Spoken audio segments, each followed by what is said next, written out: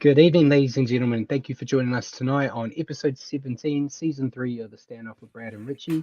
We're here live every Wednesday on Facebook throughout the season. Evening, Richie. Well, another Warriors loss, but not by the margin that I was predicting last week, which I guess is a bonus. But besides that, we had a pretty good weekend of footy. How was your weekend and your thoughts on the round? Mate, weekend was great, thank you. Hope yours was good as well. There's some really interesting games on, which we'll cover off, and your favorite team, the Dragons, were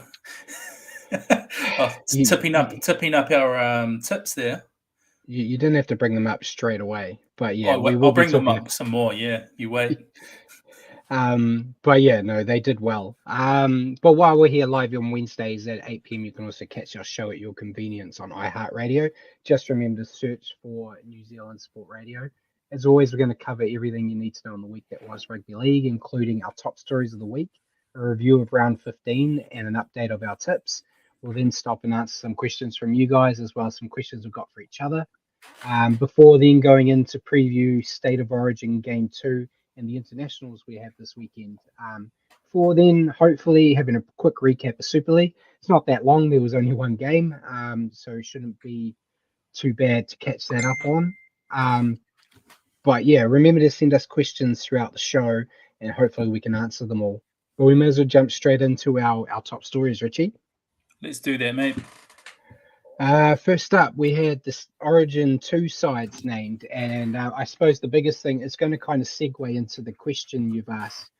Spoilers, but Talakai declared his allegiance for New South Wales over Tonga. There were a few people not too happy about that. I don't personally see the issue. He kind of made it pretty clear that he's proud of his Tongan heritage, but he's an Australian-born man that has always dreamt of playing State of Origin. Especially he explained when he was younger, it was kind of in that beautiful period where Queensland were wiping the floor with your lovely New South Wales team, and he really wanted to get in there and try to make New South Wales at least a little bit competitive. So I say full credit to him. It's better to do it now than waiting to the last minute and leaving Tonga in the lurch. So I think great for him there. But what are your thoughts on the sides that were named? Any surprises for you? Yeah, I honestly didn't think New South Wales were that far away in game one that such sweeping changes would be made. I don't know what it is from Freddie Fittler, whether it's panic mode or he's just seen something. You running think it's panic scared. mode? Yeah, I He's thought running so. scared. Yeah, some real interesting ones, mate. I mean, people like Jordan McLean getting picked. Josh Adokar, what more does he need to do? Honestly, he's playing the house down in a side that hasn't been too great up until the past couple of weeks, and he's been there, done that. So yeah, there's a few funny ones for me, but I mean, it's all going to come down to the game. If they win, if New South Wales win, then he'll look like a genius. Yeah, which is probably something not many people have said about Fittler, but Yeah. we'll see what happens. Yeah, I was surprised about the amount of changes he made.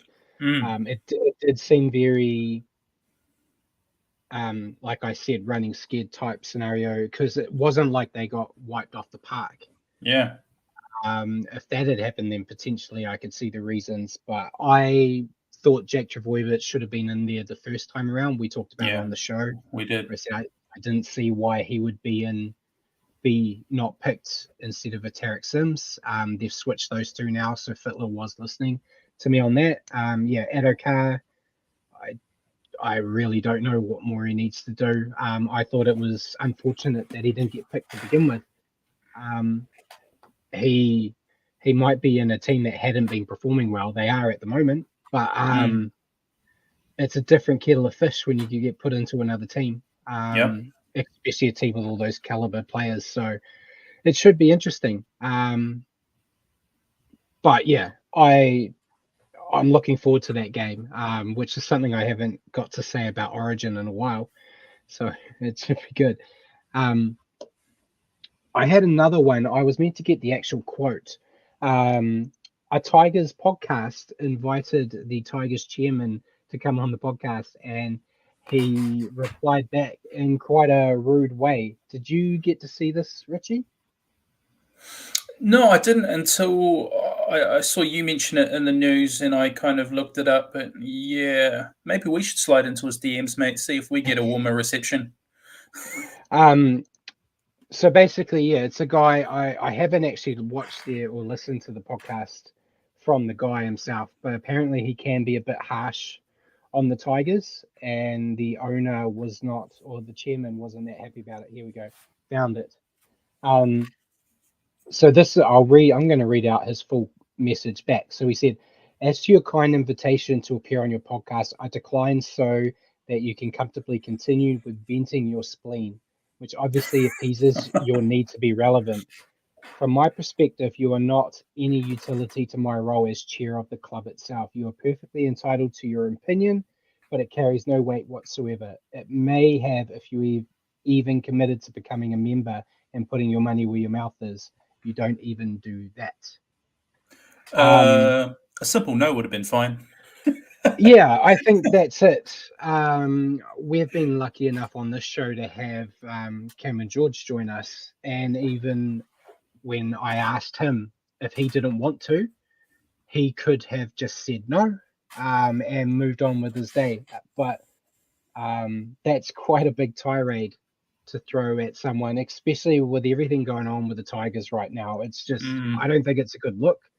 What's the name of the podcast? Honestly, I don't prepare for these things. Normally, hold on. So yeah, while I'm finding that information, what's your take on the chairman coming out like that to the fan base? Very strange, especially given the state the Tigers club's in, and at the time being. Yeah, it just kind of just speaks volumes to me about the organisation. If that's one of the chairmen, it almost confirms my inkling that the Tigers sort of starts quite high up. Right at the top. Yeah. Yeah, that's kind of my thoughts too. And Simon, it's called West's Life. So West with an S, Life.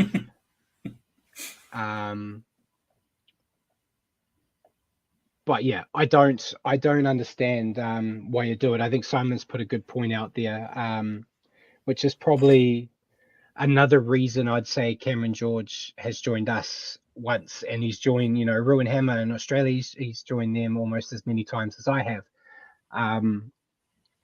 And it's like you said, engaging with podcasts and stuff is kind of the way to go in this day and age. Yeah. You're more likely to get people listening to you about your club on a podcast than you are if you're going to go to the media. So yeah, I don't know how big his podcast is. It's not like I listen to a lot of podcasts from other rugby league clubs.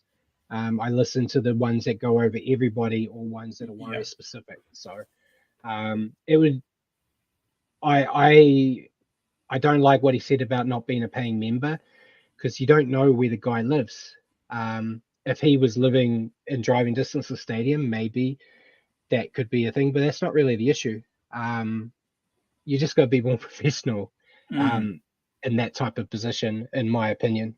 But yeah, if there's one way to make people fall in love with the Tigers again, he's not kidding the right way. So, but unfortunate. But at least it's better than us talking about the Warriors owner being a dick or something. So it makes a change. Yeah, makes a nice change. We may as well stick with the Tigers train though. The Panthers assistant, Cameron Serraldo, he took a tour of the Tigers facilities recently. Tigers have kind of put on their big boy pants and told him he's got until the end of the week to make a decision on if he wants to be the coach or not, or they're going to move on to other options. It's a pretty staunch way to go for the guy that you want. But my question is, do you think they actually have any other options on the table? I'm not sure if they do or not, but from Serraldo's point of view, I'd tread very carefully. I know, having a head coaching job would be quite a attractive proposition, but he's quite highly touted as a up and coming coach. He's not old by any means. He's still quite young. So I think he doesn't need to rush into a decision like that, jumping on board a club that seems like it's a little bit of a sinking ship. He could stay at the Panthers and enjoy more success. And wait to see what happens in the coaching landscape within the next couple of years. Something, might pop up that might be a bit of an easier ride. Yeah, exactly. Well, before the season started, there were no jobs on offer, and now there's 3. Yeah. So, if you take this job now, who's to say a more enticing job doesn't pop up in a couple of months or what have you? It'll be interesting. I think the biggest issue I would have, much like I look at the Warriors as well, the biggest issue I have if I was a coach coming into the Warriors is the upper management. Yeah, 100%. And that's to say that's worse with the Tigers, I feel. We always hear the stories about like how bad it is management wise. So that would be my biggest concern. And if that's something you want to take on board as a rookie coach. And yeah, like you said, he's still young. Another year or two under Ivan at the Panthers, he can learn some more and then get a better opportunity. But it's going to be completely up to him. If they're going to stay true to this ultimatum, we should be able to discuss it next week because we'll either have a yay or nay. But yeah, interesting times ahead. But to be honest, out of the 3 jobs, I think the Tigers is the least appetizing. Yeah, big time. So yeah, if I was him, I would be a Bulldog if I was making the jump now. So interesting times. But we'll get on to some Kiwis talk because I'm trying to avoid Warriors as much as I can this week. Jesse Bromwich has been named Kiwis captain again. He was a few years back until he got it taken away from him due to the drugs scandal.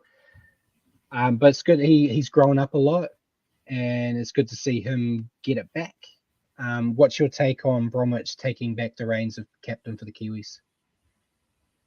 Yeah, I'm happy enough with that. I think when you run your eyes over the roster and the team that's been named, it seems like a pretty logical choice. Yeah. I mean, I'm cool with it. I think he's probably the obvious one. Is that what you feel? Yeah, when I was looking over the team, like I'm looking at it right now. Yeah, it's him. I don't really see anyone else in the starting lineup that I would say has got captain on like material on him. No. So, probably the next best in there is Jerome Hughes. Yeah. I don't know if you want to throw captaincy on him as well as steering the ship on attack. Or Peter Hiku, but that's extremely biased by me because extreme man crush. Yeah. But they're great teams. We did talk about it last week. But yeah, great lineups for both sides. It looks like it'll be a real cracking game. So really looking forward to that.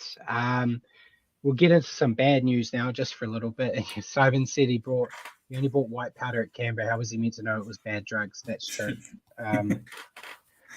But Tyrone Peachey, we're keeping the Tigers train rolling.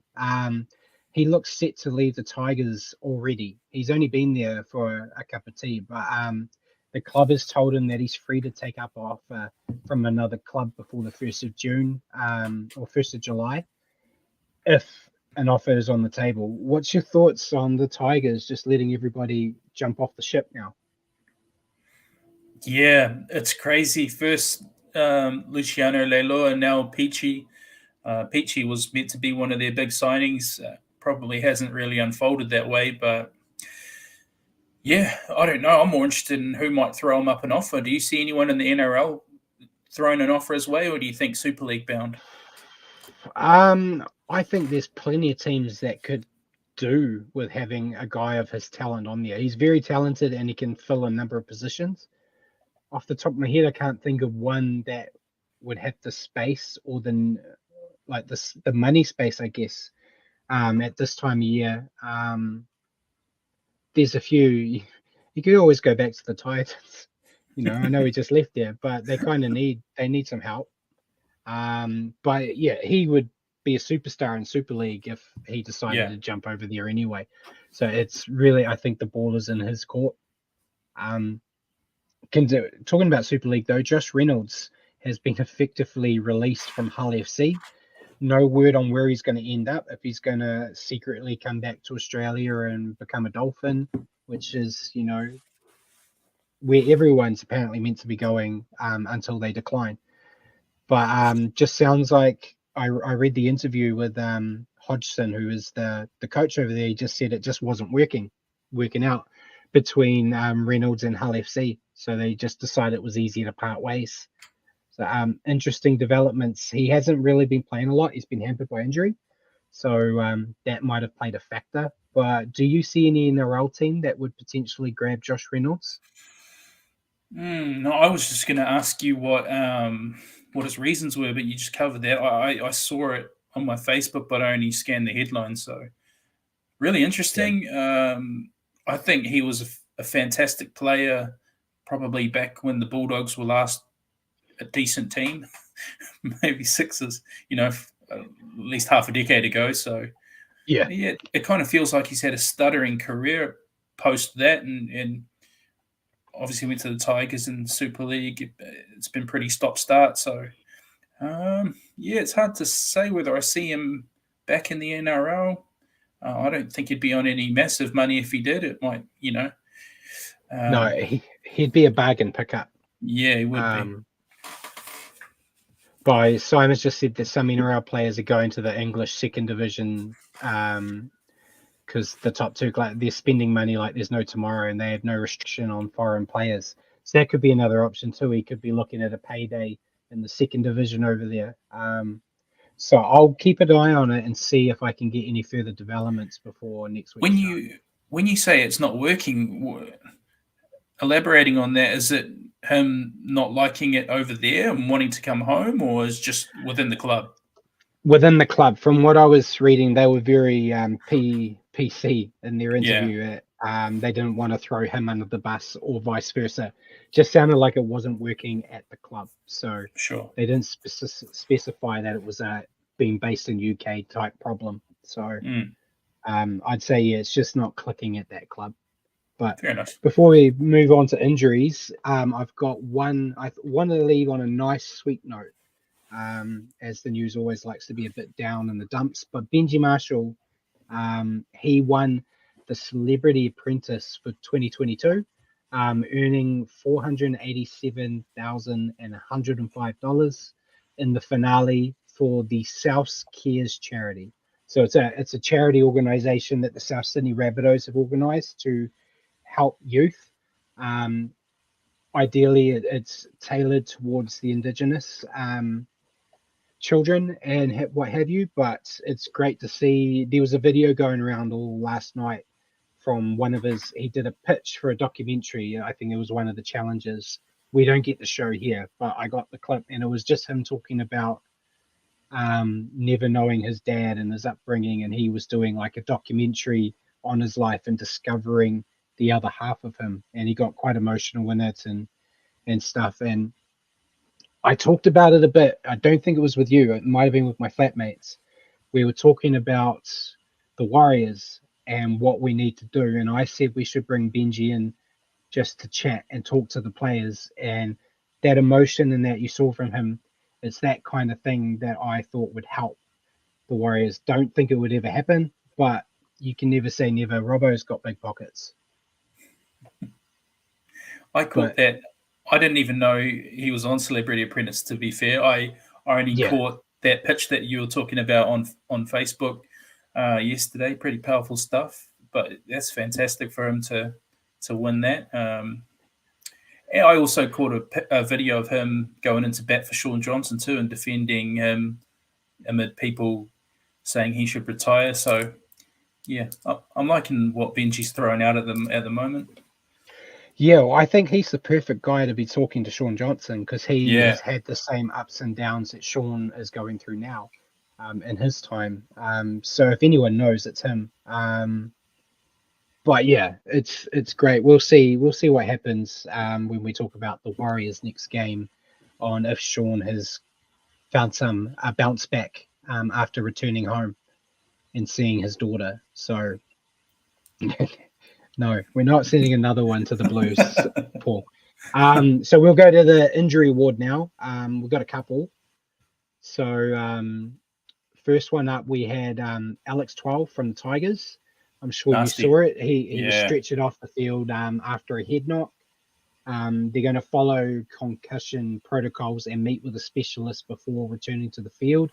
No length of time given right now. Some were saying his season was done, while others are saying he should be right in a couple of weeks.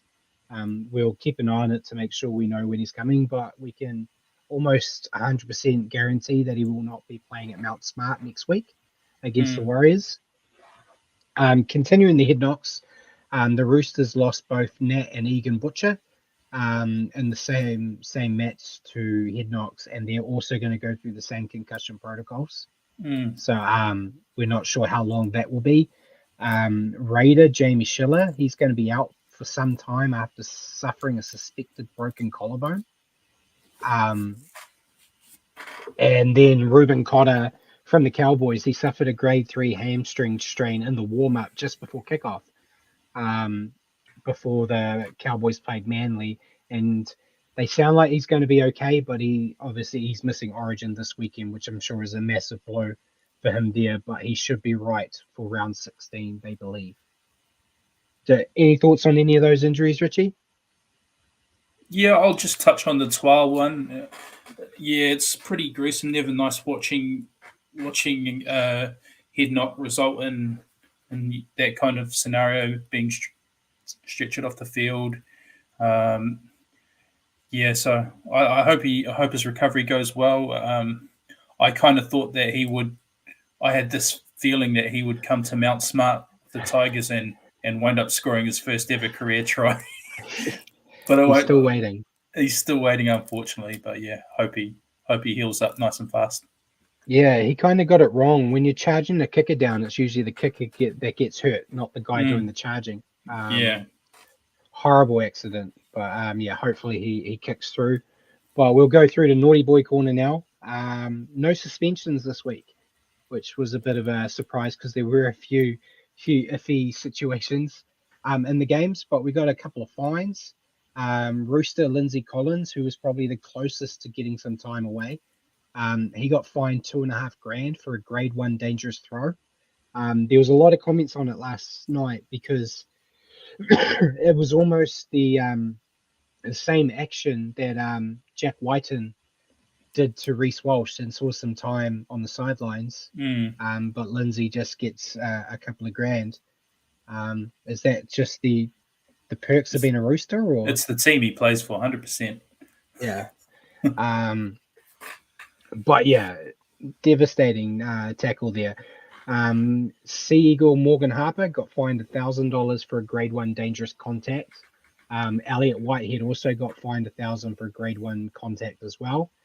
And then David Norfoluma from the Tigers got fined $750 for a grade 1 dangerous contact. So just a lot of dangerous contacts. But yeah, no suspensions. So that's all I had for Naughty Boy Corner. So we may as well jump into the round, Richie. Give you plenty of time for us to discuss and dissect. Absolutely. So Thursday night game, Brad's favourite team, the Dragons, putting the game away halfway through the first half. 32-12 was the final score, 6 tries to 2 for the Dragons. Ben Hunt, Mikaeli Ravalawa grabbing a double, Jack DeBellin, Moses Sully, and Cody Ramsey. 2 tries for the Rabbitohs, Damien Cook and Cameron Murray in the second half. So, yeah, like I say, Brad, Dragons doing all the damage in the first 26 minutes and throwing up 6 tries in the first 26 minutes. It was pretty shocking start from the Rabbitohs, and they wound up hooking their halfback Elias after, I think, about half an hour. Yeah, but this one was done before half time. What do you think? Oh, I was devastated. I don't like seeing it was for the second week in a row, I only got one game wrong. Spoilers for our tips, and this was it. But Dragons came out of the gates quickly. They yeah, every point they got in this game, they scored in the first 30 minutes. They were targeting Lachlan Elias a lot, and he wasn't really standing up to it. And yeah, he got pulled early in the match, as you said, because of that. And it was a decent performance from the Dragons. All the usual suspects were playing a part. Ben Hunt, Zach Lomax, Jack DeBellin played well. Um, I guess if you want to be negative about it, which I love to be when it comes to the Dragons, you would question or be concerned that they couldn't score any more points in the final 50 minutes of the game. But running up a big score early kind of ensured that they were never in doubt anyway. Rabbitohs were just horrible. They couldn't defend, they couldn't attack. They're just not clicking and need Latrell back. I feel like I've been saying that every week since he was injured. And I think with Elias getting hooked, it possibly means we could see Cody Nikorima moving into the halves. There's been no word on it, but taking your halfback off before half time's not a good indicator that you want to keep sticking with him. And yeah, a lot of work to do if they want to have a shot in the playoffs. That's for sure. Yeah, I'm criticizing a team that climbed into the 8 years. Shut up, Paul. Yeah, I thought it was interesting taking Elias off. I mean, when you look at that first half an hour, the whole team was playing bad. I know Elias dropped the kickoff, and yeah, I mean, he wasn't setting the world on fire, sure, but the whole team was shocking.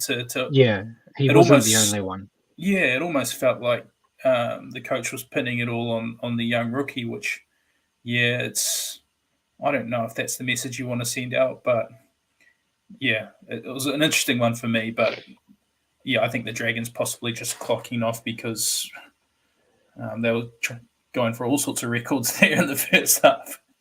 Um, yeah. Did they concede Yeah, any points after he was pulled? Yes, they did actually. So he was pulled, and the Rabbitohs scored their 2 tries in the second half. So maybe from a Rabbitohs coaching point of view, you could say maybe his change had an impact, or who knows? Maybe they might have scored more points if he stayed on, but and the Rabbitohs just lifted their standards. But yeah, I thought it was a weird one. yeah. The So next Friday. the next game, Friday night game, was a cracking game. Manly Sea Eagles 26, the Cowboys 28, just sneaking through the Cowboys. 5 tries apiece for Manly. Christian Tuipulotu grabbed a double. Ruben Garrick and Lachlan Croker, who had an outstanding 10-minute period there in the second half, he got a double as well. 5 tries for the Cowboys. Valentine Holmes grabbed a double. Jeremiah Nanai seems to score every week almost. Reece Robson and Connolly Lemuelu rounded up the tries for the Cowboys. Crazy one, Brad. I think 8 minutes to go, the Sea Eagles were coasting and up by, I think it was 26-12. There you go. 26-12 with 7 minutes to go. With 7 minutes to go, and the Cowboys go and score 3 tries in the last 8 minutes. Crazy, Brad. So yeah, I think after this result, I'm throwing all my weight behind my my wonderful North Queensland Vodafone Warrior Cowboys. Since day one, my favourite team. Yeah. What do you think of the game? Yeah, I see Mark Roberts commented that they changed the criteria for the suspension system, so grade 1 and 2s are all mostly fines now. Yeah, Yeah. that's right. But yeah, I thought this was a great match. Yeah, it definitely looked like Manly were going to get the win and get themselves back into some positive football. And I think they had that same mindset. So when they thought they had it in the bag with 7 minutes to go, it was just a chance the Cowboys needed. And if there's one thing we've said a lot on this show, it's that the Cowboys under Todd Payton have grown a real tough edge and refused to quit. And that's what we saw here. I thought Lachlan Croker was fantastic. Scored that double, as you said, kicked a nice 40-20. They had Valentine Holmes. He got that 90-meter try, which they really needed at that time, off a wayward DCE pass. I think they're the real deal.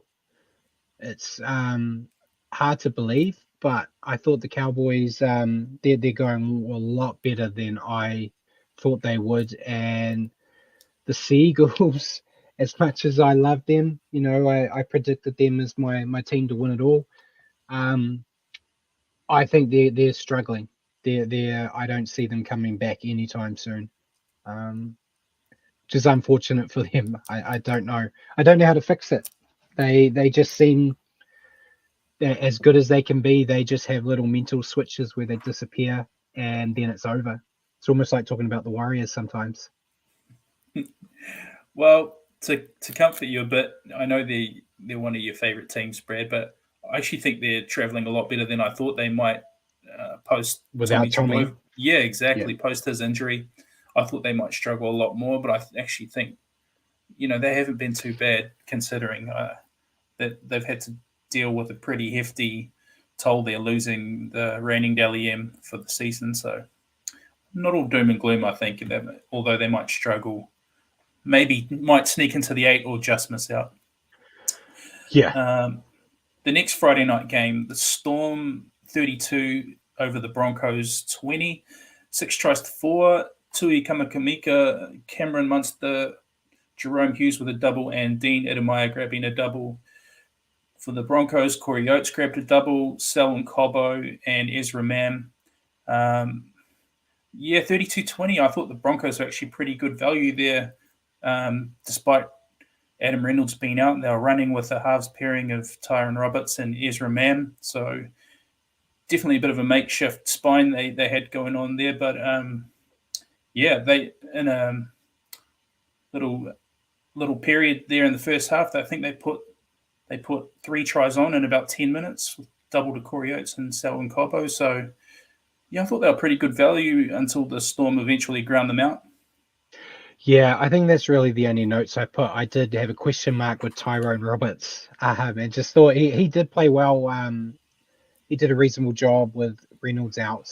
Did throw a nice pass for Selwyn Cobbo to score. Oates, Cobbo, and Hazel, I thought, did big nights. I thought they put in a great effort, but you need more than that when facing the Storm. You do. But yeah, I put in here they'll be disappointed in the result, but not the effort. And then for the Storm, what more can you really say? Jerome Hughes was massive. Yeah. They're going to end up going to another level when Ryan Pappenhausen returns, and they're just a dangerous side.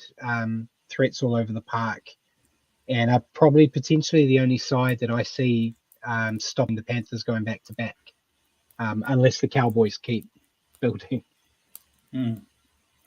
I just love watching Jerome Hughes play. I'm so chuffed that him and Dylan Brown are getting the chance to run out for the Kiwis. I think that's a really deadly halves pairing.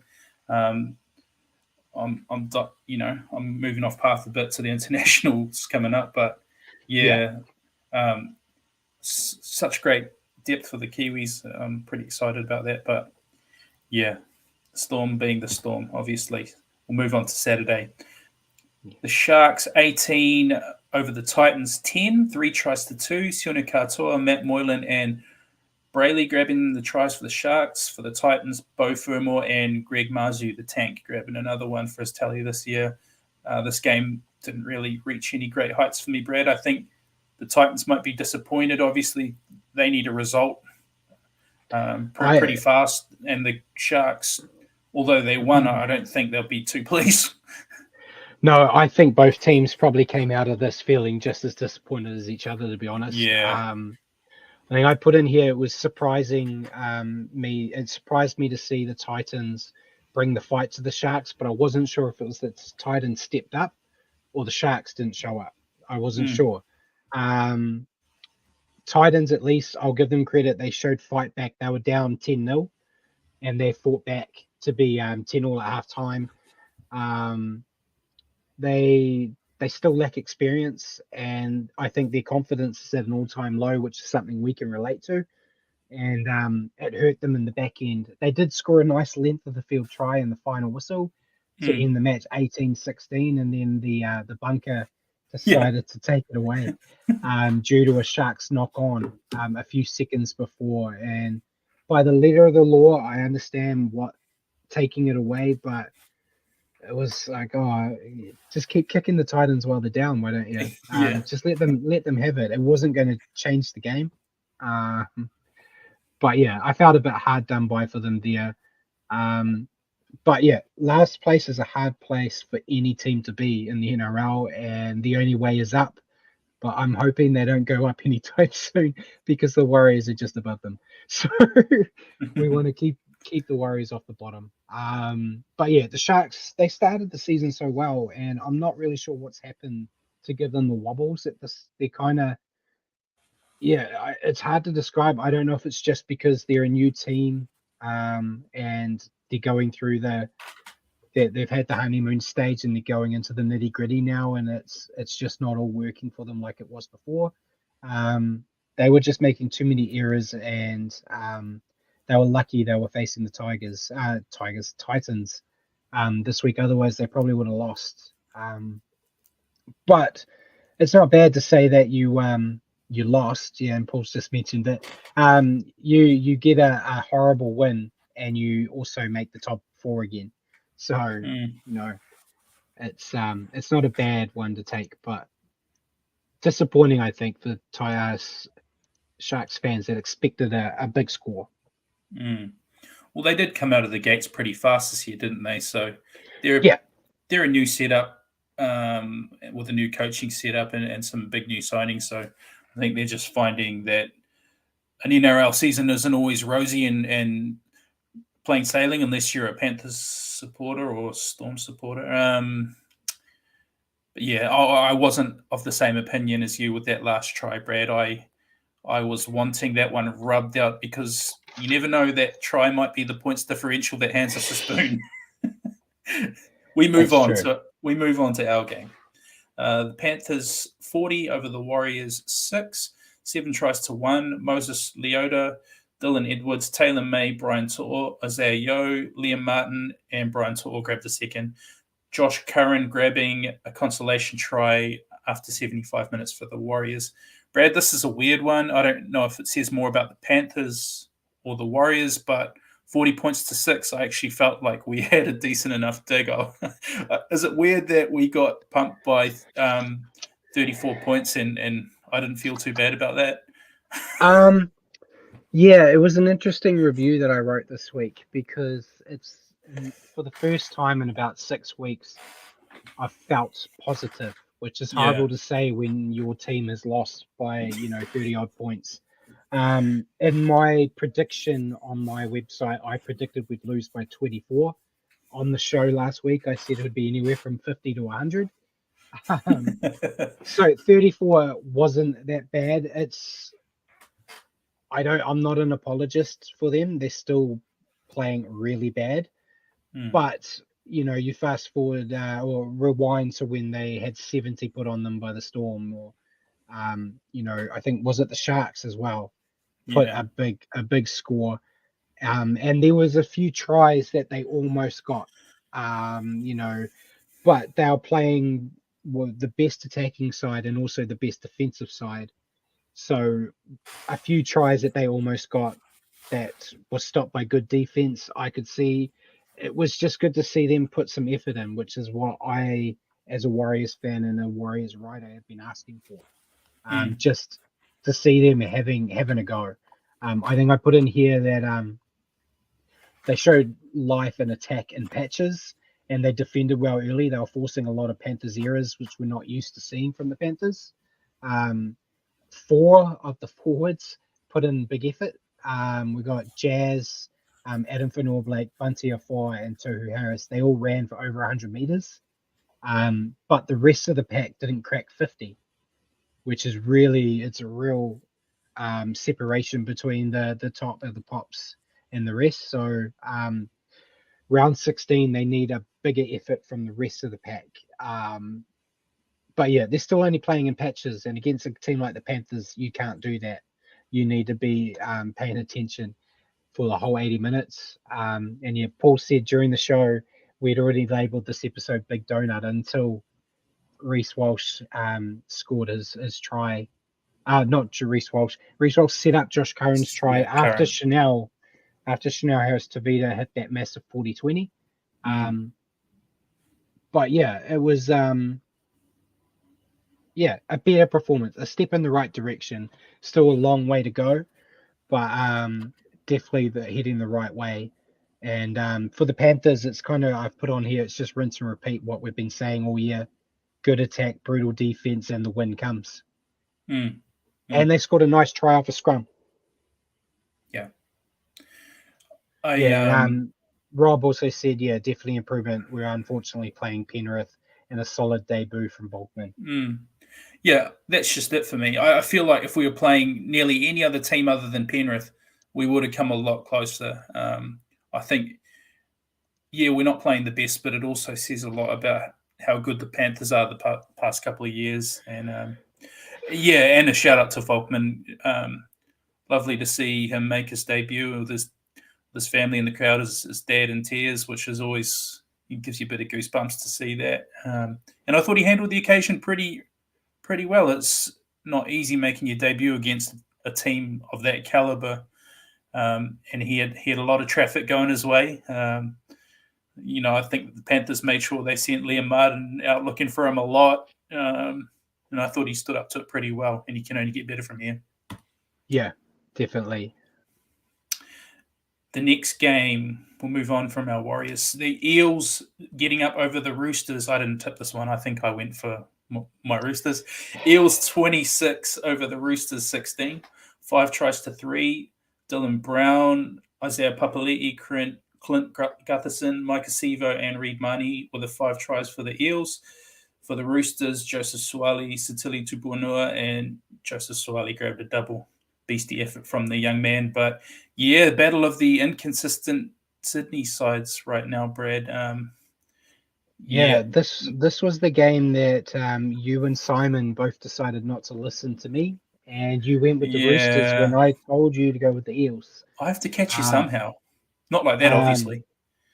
Yeah, by picking the losing team does not help, FYI. But it is the inconsistent teams. I think that's why I said, I think when we were discussing who I picked, and I said I picked the Eels, I think my example was I picked the Eels and I don't know why. Because they, like I said, they've beaten the best teams in the TR comp and they've lost to the worst. And it's good to see them come back and play really well in this game against a struggling Roosters outfit. But I'm more looking at seeing how the Eels perform in the next round. Because they don't play consistent. So, we're talking about a decent win by the Eels here. In 2 weeks, when we're reviewing the next NRL rounds, we'll probably be talking about a horrible Eels loss. I don't know. But Dylan Brown, he was outstanding. As always, good to see him having a bit of form before putting on the black jersey this weekend. Clint Gutherson, I thought, sprung to life after being in a coma for the past couple of months.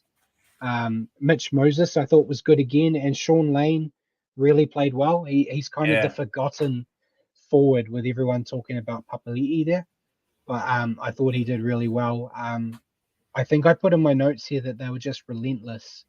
They kept pushing forward. Sometimes it didn't work, but they were just always pushing, which was great to see. They just need to keep doing it. The Roosters, they had a rough night.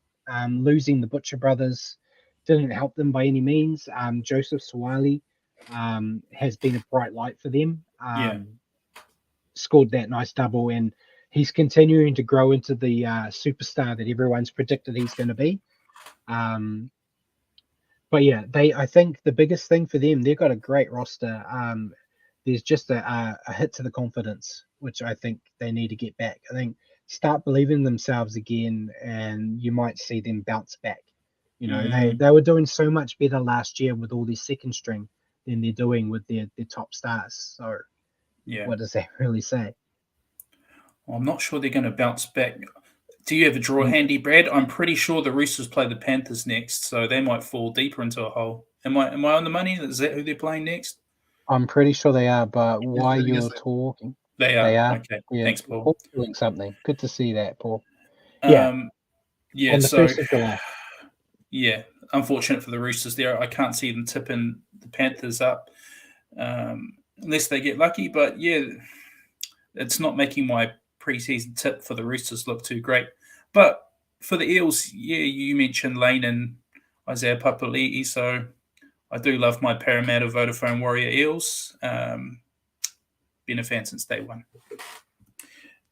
The Sunday games: Raiders squeaking home over the Knights, 20-18, 4 tries to 3. For the Raiders, Nick Kotrick, Matt Timuko, Xavier Savage, and Hudson Young grabbing the game winner a couple minutes out from time. For the Knights, Kurt Mann, Matt Croker, and Edric Lee grabbed their 3 tries. Another game of sort of two teams looking like, do you want to win it or do we want to win it? Yeah. What do you make of it? Yeah, I said like the Raiders started hard and fast, but when the Knights started to come back in the second half, I had my worries that we had another fader session on us. Until that nice solo try in the 78th minute by Hudson Young. But yeah, I'm sure Raiders fans and Simon will probably attest to it that they probably would have liked it to not be an edge of your seat match. Yeah. Joseph Tapine was a monster in the middle. Xavier Savage adds so much life to their attack. And Jamal Fogarty, I think, is finding his feet as the half for this team. I think all the pieces are there for the Raiders, which Simon might like to hear. They just need some fine tuning and obviously a lot of work on how they play in the second half. But I think they've got what they need to kind of get back to the form of the old. It's not even that old, a couple of years ago now, when they were a really solid team. So yeah, I think they're another team heading in the right direction. The Knights, they did look good with the ball in hand. They need a lot of work defensively. There were many times when their defensive positioning was poor, including that final try. Hudson Young, to his credit, he noticed that Kalen Ponga was stuck in the ruck, so he wasn't back out the back. So he just ran out, put a kick through, and there were no other players that ran in support to fill in that hole. It was very quick, so I'll give them a little bit of benefit of the doubt there. But yeah, they just need some work there, and their spine needs to put their hand up. They're not directed in the play, and they're basically, I'm calling it Warriors ball, where you go a few years ago where the Warriors weren't doing anything. They would just throw the ball at Sean Johnson and say, win. And that's kind of what they're doing with Kalen Ponga now. They're kind of like just hoping that they'll give him the ball and he'll magically score them all the points. He does. I still think he needs to lift his game, but he needs help. And I'm just not sold on the Knights being a top 8 side anytime soon. No, with my pick, I'm hoping they trend downwards. So, yeah.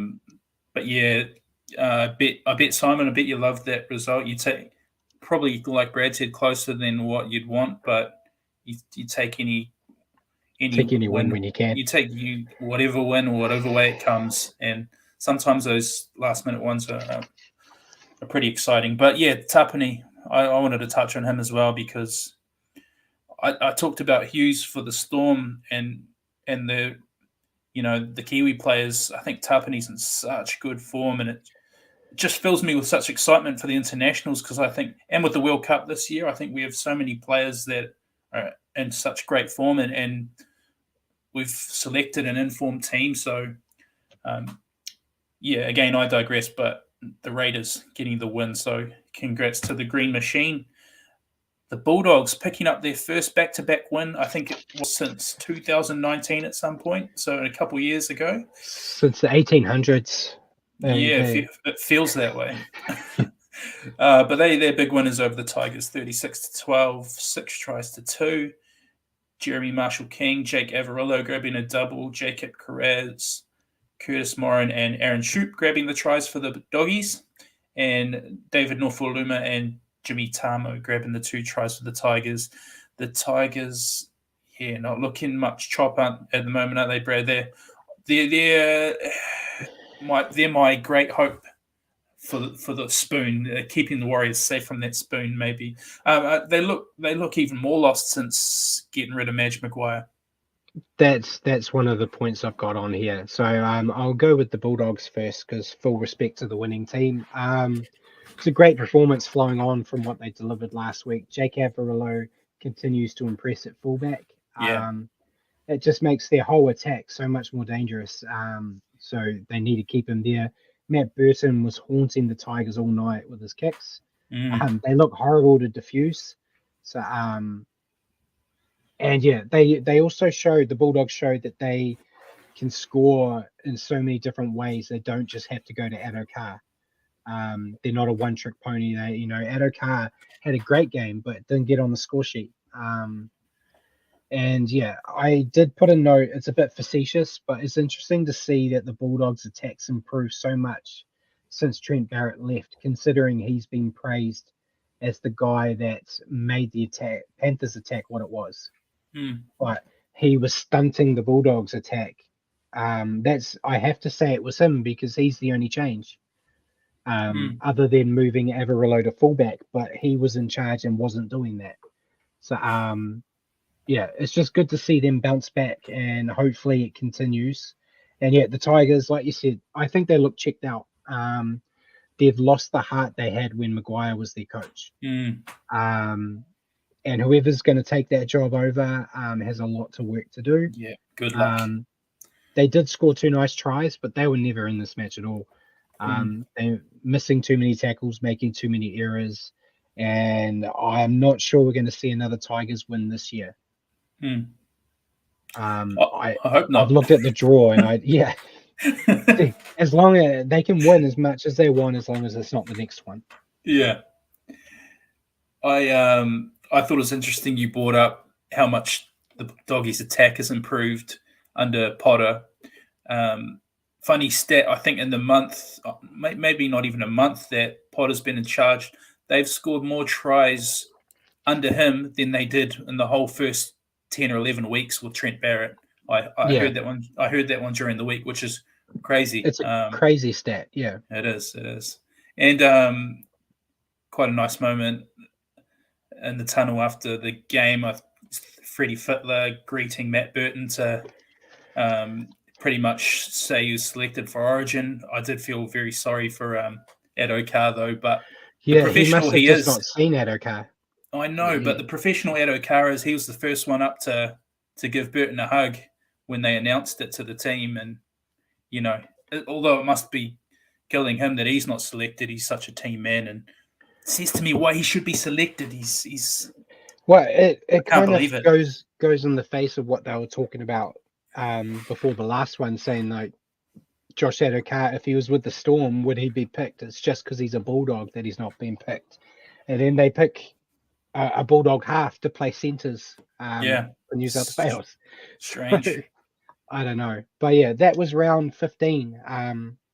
So if you want to bring up the tips, I only got one game wrong because my picking is impeccable right now. He's on form.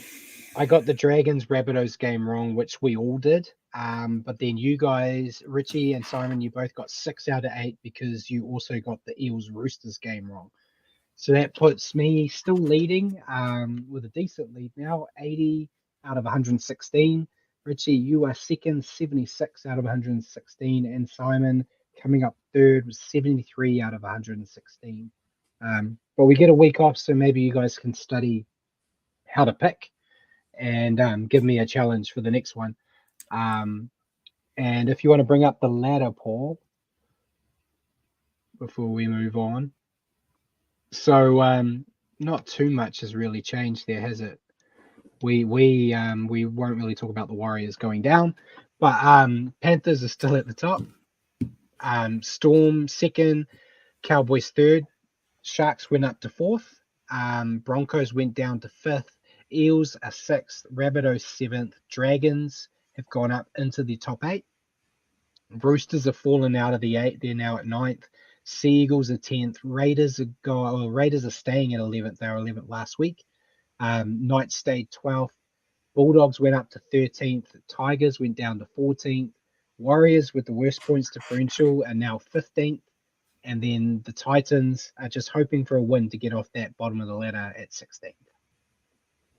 Yeah, just a couple of points on here. As you can tell, the as Brad was said in our pre-show, that basically the NRL social media people who put this together are taking the week off because they've called this round 1, as you can see at the top there. And also the Titans do not have 8 points; they have 6 points. They have 6 points. Yeah. So that's why they cocked up a bit, the NRL this week. I sent an email through to Andrew Abdo, just saying that he's affecting our show by having these people that don't know how to do their job, and if they could please fix it. But he hasn't replied. But yeah, the points might be wrong, but the positions unfortunately are what they are there with us sitting very, very close to the bottom. And Simon did say they have a bit to do with the international weekend coming up.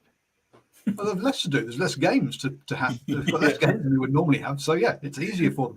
Anyway, you think so? So kicking off our Q&A round. One from me though. So you've had a go at the Roosters and the Sea Eagles during the review. They're only 1 game off the top 8. But are we saying that top 8 is now fixed, and that actually those teams, that their form is so bad that actually, even though they're close, they're not really as close as the points say? I definitely I wouldn't say fixed, but Braden and I tip Manly and Roosters to be top of the ladder, so probably says more about us. But the Roosters, I think like Richard made a good point that the Roosters, they're on the outside of the 8, but they have to play the Panthers next. The Sea Eagles are outside the 8, but they have to play the Storm next.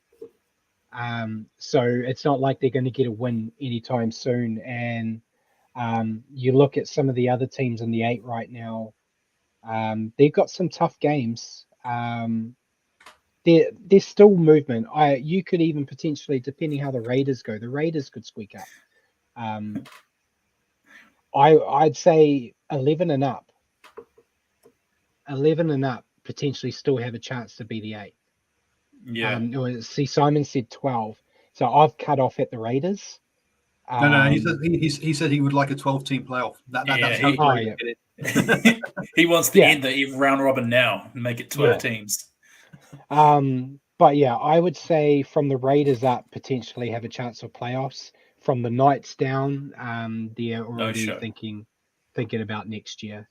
I'm hoping the Warriors get closer to the top of the bottom 8 than where they are right now.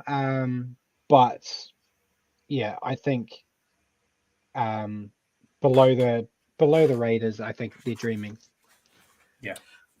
Just another thing you can't see on this, but folks, but the West Tigers have already had their bye. So whereas the Bulldogs, Warriors, and Titans all have a bye to come, so all have 2 free points coming their way. So, but what I threw out in the chat a bit facetiously was: is bottom of the table, is the wooden spoon competition more competitive than the minor premiership?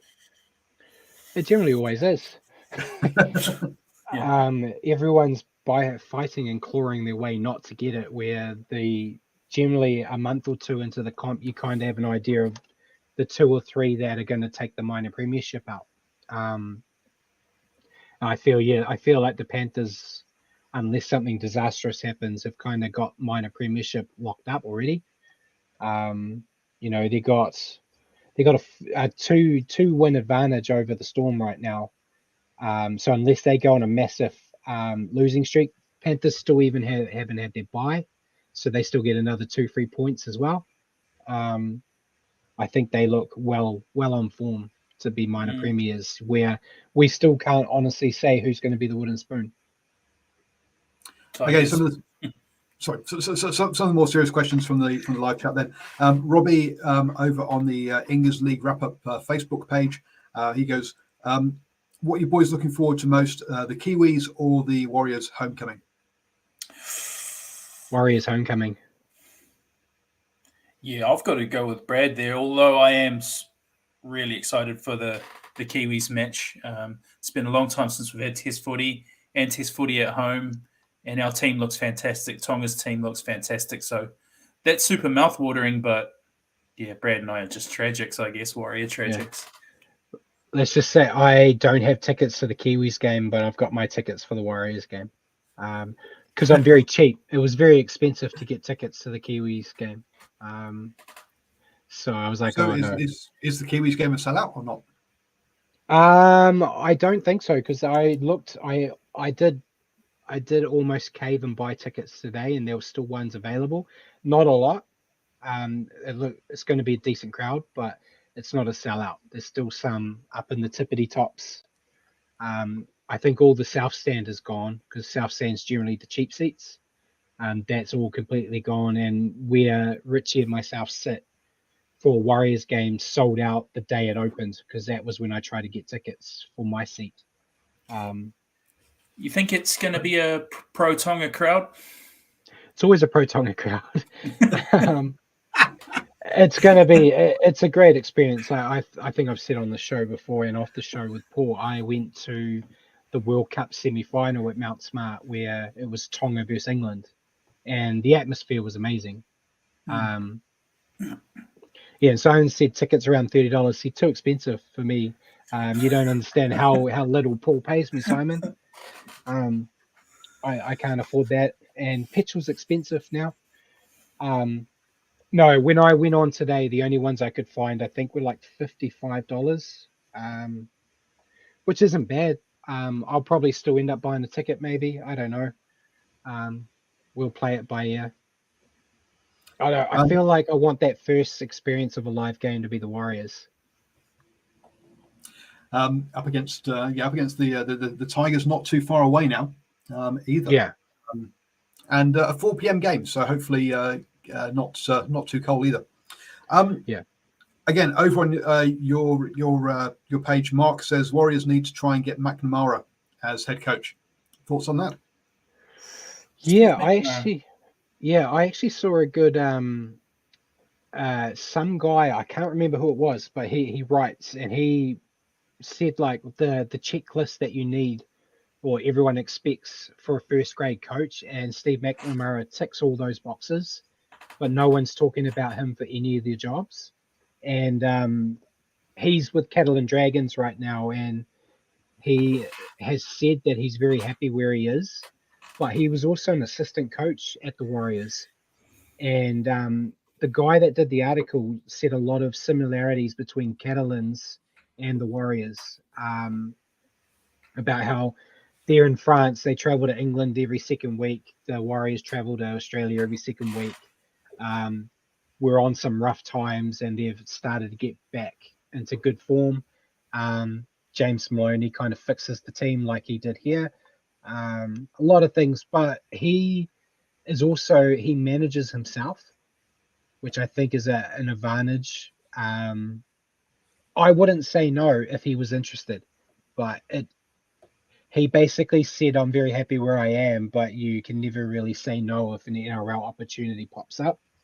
But yeah, he's one I'd be much happier hearing it's him than if I'm trying to think of some of the other ones they've said. Like if we had bloody Jeff Tuvey or something, I would rather McNamara. And Richie, do you want to answer? I kind of Yeah, you want me to? No, you want me to win? Yeah, I take it, but he's got to want to come here as well. That's the key. I mean, does he want to come here over Catalan? Maybe not. Living in France sounds pretty nice. Does sound pretty nice. And look, and the flight between France and England was about an hour, rather than 3 hours. Plus for Newton. So it's similar. It's not exactly the same. So Richie, one for you here. Cameron Scott wants to know: can you please confirm that next year, indeed, is actually coming home? Can you confirm that for Cameron? He's a champion man, Cam Scott. Yes, I can confirm. I know you believe, Cam, that it's coming home next year. So, yeah, I'm with you there, mate. It's coming home. It's got to have been here before to come home, right? You know, everything can have a new home. For anyone who's super confused right now, we're talking about the premiership coming home to the Warriors. Yeah. Jeff Starton, how much time have the Warriors got to appoint a new coach? You think is the clock ticking?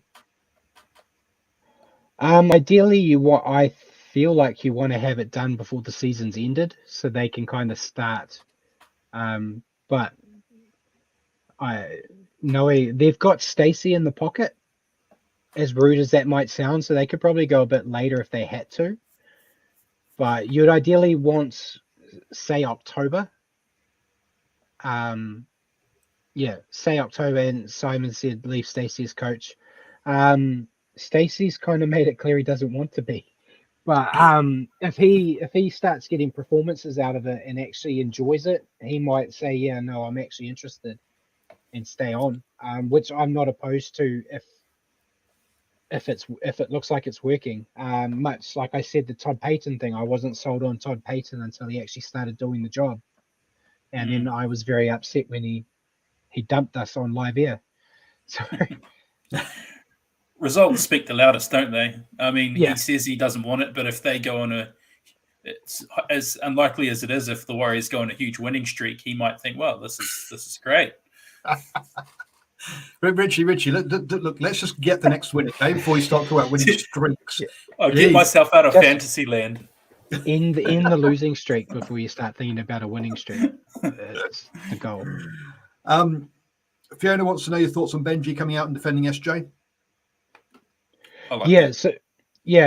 So we kind of covered it a little bit earlier before you jumped on, but yeah, I like that. As I said earlier, out of any player that's played the game, I feel Benji understands Sean's mindset and situation better than anyone. He's basically a carbon copy. You know, he started as the flashy superstar and had some struggles, left the game, came back, changed his whole game style to fit who he was now. And I think that's the point we're at with Sean.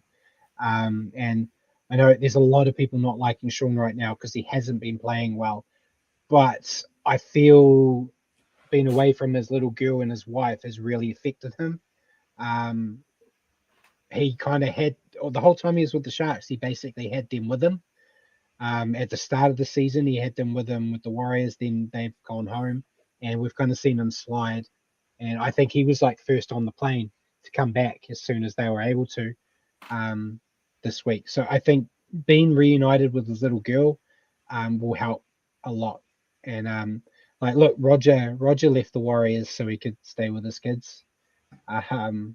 So we can't really fault Sean for wanting to be around his family. At least he's not quitting on us like Roger did. Yeah, SJ to Benji and go to and have a failed trip to the Blues. Anyway, Nicholas also on your page says, if the Warriors signed Michael Maguire, what would your reactions be? I wouldn't mind it. You go, Richie, because I talk too much. I wouldn't mind it either. I mean, he had a very torrid time with the Tigers, but I'm of the firm belief that the Tigers are a bit of a poison chalice organization. Would have been tough for any coach. I don't think Craig Bellamy would have turned that playing group around. I think the biggest thing you saw out of the Tigers was the heart that he gave them. Yeah. Like, they were the worst team on the planet last year, but they made every team know that they were playing the Tigers. They weren't winning every week, but yeah, they were just giving 110%. And you've seen that the moment they sack him, they've given up. So if you tell me that you could bring him into the Warriors and they will give you 100% on the field, I'm more confident that the Warriors would actually be successful because they've got better talent than the Tigers. So you tell me you got a Warriors team that's going to give it 100% every week, I'd be all for it. He's proven he can get results in the past too. He's a premiership winning coach. So I think just the Tigers have made him look bad when in all fairness, I think he's a lot better than what his record at the Tigers showed. He's going to be a World Cup winning coach in a couple of months as well. So yeah. So was Kearney. True. And that's the chat from that's the questions from the chat, guys. All right. We are going a bit long, but hit me with your question first. I feel like I can talk more. Righto. Players who are eligible to play for Tonga or a Tonga, Samoa, whatever it may be, and also state of origin. I'm talking, say, Katoni Stags, for instance, and those players saying they will be available to play for Tonga as long as they aren't selected for origin. Interesting situation. So what's your feelings on that? Yeah, I think they need to put a line in the sand with Tonga now. More specifically, Tonga is not a tier 2 nation in rugby league. They're tier 1. They are better than world ranking wise. They're better than Australia right now. Yeah. So I think it needs to be treated the same as New Zealand. So you can't play for New Zealand and New South Wales. I feel like that's the same thing, and you like the Kiwis, you have to declare, are you going to play for the Kiwis or do you want to be Australian and represent in the state of origin, and draw that line in the sand, like Talakai has done. Talakai said, no, I respect and appreciate my Tongan heritage, but I'm an Australian and I want to play origin. We'll see in the World Cup if he changes his mind and plays for Tonga, then it might be a different conversation. But yeah, I think once you make the choice, it should be it. I'm all for the Pacific nations getting more of those players. So guys like Katoni Staggs, who's playing this weekend, have him there. The thing is, it's the money thing, though. It You is. know, Yeah. you can play, if you can find out a way where you can play for Tonga and play state of origin and get that state of origin money, why would you say no? And the only reason it doesn't happen this weekend is because they're not playing state of origin on Wednesday. They're Yeah. playing it during the weekend where you can't. But I think it needs to be like New Zealand, in my opinion. You either play for the Kiwis or you play state of origin. Yeah, and like Simon said, the same. You should either play state of origin or not. Yeah, because it could be like saying like I'm a New Zealander, but I can play for Norway because of my heritage. They would probably let me, to be honest. I'm sure there's not a lot of Norwegians. but God, I didn't get a Viking kind of overlay picture. I could have warned me. I'm sorry. Isn't this enough? But yeah, I think you just got to do a line in the sand. Tonga's too big of a powerhouse now to be getting the special treatment. But I don't want to see that mean that there's a mass exodus of Tongan players because they don't want to play for them anymore, because they want to play Origin. And like some of these guys, they'll have great careers with Tonga and they'll play one game. Like Stags may never play Origin again, depending on what Fittler decides. But yeah, I don't know. It's a roundabout way of saying no. Treat them the same as Kiwis. You can't play Origin. Yep. I well summed up, Brad. I would say the exact same. Yeah, I just spent 10 minutes saying what I said at the very start. But yeah, so we got... Interesting to, whilst we've got the world rankings up, to just quickly run through the games and just show the rankings. I know you'll preview the games and give predictions, but we also we've got Kiwis versus Tonga, so 1 versus 3. Samoa versus the Cook Islands. So Samoa there at 8 with the Cook Islands down in 22nd. So that's going to be a bit of a, and then Papua New Guinea versus Fiji, which is 5th versus 6th. So some interesting lineup, some matchups there. So that 5th versus 6th. On the women's side, though, with the New Zealand versus Tonga. New Zealand number 2 in the world. Tonga, not even ranked in world rankings at all. Thoughts on that, guys? That Tonga women don't even rank, and yet they're playing the ladies. They haven't really had a lot of games. They're kind of getting the women's side of things sorted. Now that we've got the NRLW, there's a lot more of them playing, so they're getting a chance here. They'll do well. And yeah, see, Simon said Chance is eligible to play for Norway, so me and Chance could go in there and help them out in the World Cup or something. I don't know. To be fair, the men's teams haven't been playing at all either. But if that means we stay at the top of the rankings, then let's just Yeah. draw the line. Yeah. But the rankings. When it comes to that Tongan team, I take the rankings away. They could come out and wipe the floor with the Kiwi Ferns.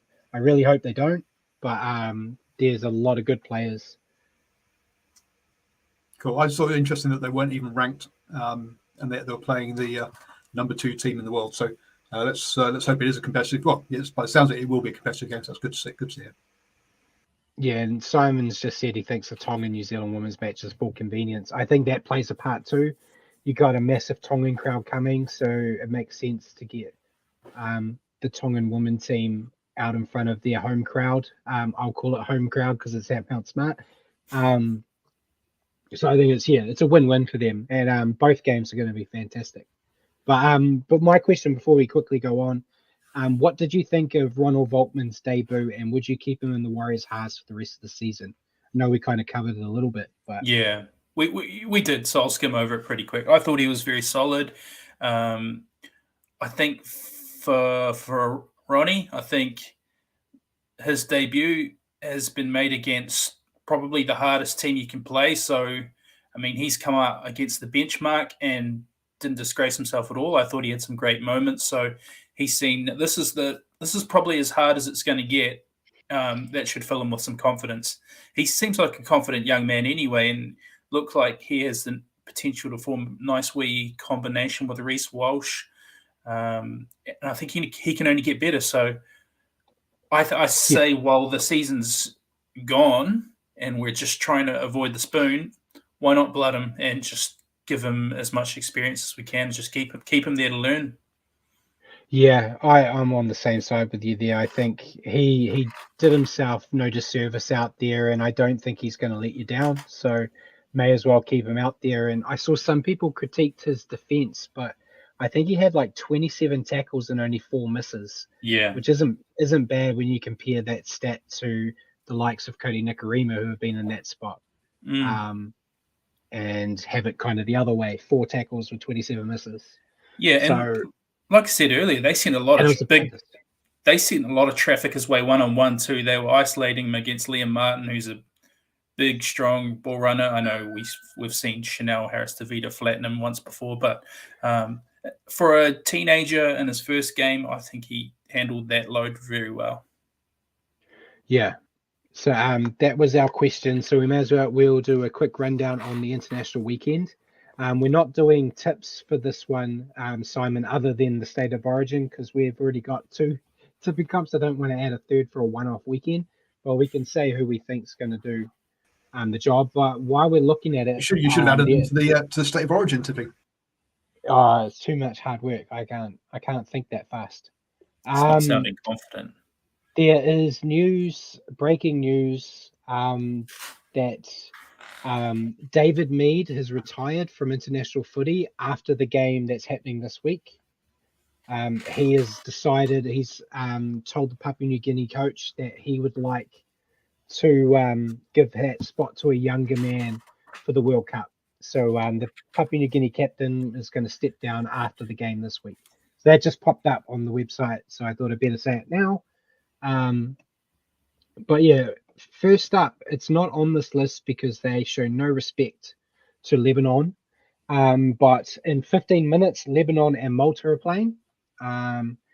They show them so much respect that they haven't even got the team list out. So I can't tell you who's playing. But that's the first game to kick off international footy. Then we've got as you see there, we've got the under-19 state of origin women and men playing tomorrow night. Friday night, we've got the state of origin women, which should be a hell of a game. Biggest game of the weekend. First up, we've got the Kiwi Ferns versus the Tongan women team. And then we've got, the Kiwis versus Tonga. I've kind of skipped over all the first because I don't have too much opinion on the wins and losses there. But who do you think's going to win between the Kiwis and Tonga, Richie? I'm going to go back, mate. Lebanon, New South Wales, Kiwis. All right. Yeah, I'm going with the Kiwis too. I was tempted to pick Tonga, but I think the Kiwis have got a really good looking team. They do. So I'm going with them. Then we've got after that we have Samoa versus the Cook Islands. I've gone with Samoa. I think Samoa have got a better looking team. Yep. Couple of Samoa. worries in there, which moves my alliance a bit as well. Then we've got Papua New Guinea and Fiji. I've gone with Papua New Guinea because Papua New Guinea's got a great team. We just talked about Mead. They've got Olam from the Storm. They've just got players everywhere that are very damaging. And Fiji, they've got some good players. They've obviously got Sivo and Ravalava on the wings. Yeah, great wingers. Great wingers. Kevin Nakama is at 5'8", which is interesting. But yeah, I think Papua New Guinea's probably got the bigger experience factor, I would say. But Kakao is also playing for Fiji. Okay, I'm going to go Fiji. You're going to go Fiji? Yeah. You watch, you'll beat me on all these ones and the tips that don't count. Yeah. And then we end the international rounds, of course, because Australia must always be the princess at the party, with State of Origin, New South Wales versus Queensland. This one will count for our tips. I know you're picking Queensland. So No, I'm not. Never. I'll put you down for Queensland. So you're New South Wales. I am going for Queensland. I am envisioning a 3-0 streak. And Simon, if you want to send through who you're picking for Origin, so I can write you down as well. And Simon's also mentioned Papua New Guinea is the only true rugby league nation in the world. That's true. Yeah, it's their national sport. So yeah, I think they're gonna come back on that one. But yeah, that's the international round. I think it's going to be. Simon said, "Do you know Queensland and New South Wales are separate countries?" Yeah. But yeah, so they'll be great games to watch. I'm obviously Simon's going with New South Wales. So good man. Not unfortunately though. This is where I get my lead again, with Queensland winning. But yeah, it's going to be great, and we'll cover the games that we can watch. I think is probably the best thing for what we can cover next week, Richie. Yeah, sounds good. Because some of them aren't being aired here, from what I can see. I think all the games on Saturday are.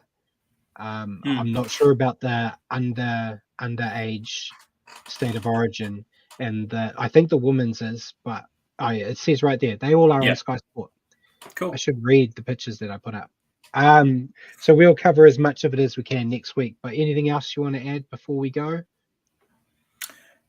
Just thanks to everyone for tuning in and throwing comments our way, and Paul for being the consummate professional as always. And I just want to encourage everyone to watch this rep round. I mean, we've been crying out for international footy for a long time, and Brad and I are big advocates for it. So, yeah, make sure to watch it. Just a note, these times are ASET times. So is it plus 3 hours for New Zealand? Yeah. So it all kicks off on Saturday at around about just after 4 o'clock. So set yourselves in for 4 o'clock all the way through till pretty much midnight, I guess, is for some great footy.